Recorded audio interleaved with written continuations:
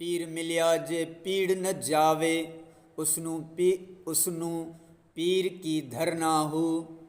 मुर्शिद मिले इरशाद न मन्नू, ओ मुर्शिद की करना हो। जिस हादी कोलू हिदायत नहीं, ओ हादी की फड़ना हो। जे सिर दित्या हक हासिल होवे बाहू, उस मौतों की डरना हो। तर्जुमो, पीर जे मिलण सां भी दर्द व तकलीफ़ दूर न थिए त पोइ उहो पीर नाक़स आहे।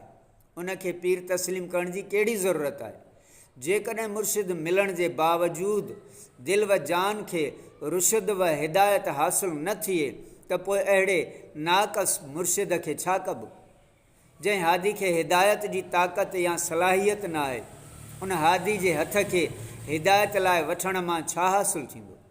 ऐं बाहू, जेकॾहिं सिर क़ुर्बान करण सां मार्फत हक़ हासिल थी वञे त पोइ अहिड़े मौत खां ड्रुॼणु न घुरिजे।